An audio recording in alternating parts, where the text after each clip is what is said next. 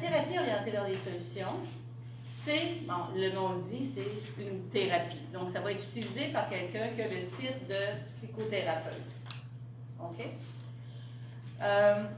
L'approche orientée vers les solutions peut être utilisée, dépendant jusqu'où on va, comme vous avez mentionné tantôt, par des intervenants qui n'ont pas d'ordre. Mais les principes de base que vous allez voir dans les 2 jours sont utiles pour tout le monde. Je vais vous donner un exemple, puis vous allez voir comment ça peut être utile pour tous les intervenants, puis que ça peut être très utile à court terme également. À un moment donné, il y a un vol de banque. Puis, il y a une fusillade, puis il y a un homme qui est blessé, qui est tendu par terre. Là, il y a un policier qui arrive, puis bon, il s'en va à côté de lui, puis il tient la main. Puis là, il regarde s'il est en sécurité. Puis l'autre policier arrive, puis il dit 1, 2, 3, 4, 5. Là, il dit à son collègue, il dit, il y a 5 trous de balles. Mais le monsieur, il est conscient à terre, là. Qu'est-ce que ça fait comme réaction au monsieur qui est blessé? Ça fait un traumatisme secondaire. Si le policier avait utilisé l'approche orientée vers les solutions, premièrement, il n'aurait pas dit fort son 5 trous de balle. Deuxièmement, il aurait été réconforté le monsieur, parler au monsieur de façon que, oui, il y a des solutions, il va s'en sortir, et puis de façon positive.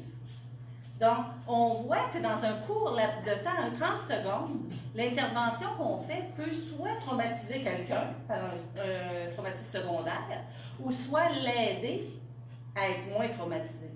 Donc, l'approche orientée vers les solutions peut être utilisée dans des cas, j'ai eu dans des formations, des gens qui intervenaient sur le milieu. Là, tu sais, quand on voit à Radio-Canada des scènes de crime, puis il y a eu des gens qui travaillent là-dedans, qui sont venus en formation pour voir comment faire quand ils vont sur la scène de crime, intervenir auprès des personnes qui vivent ça.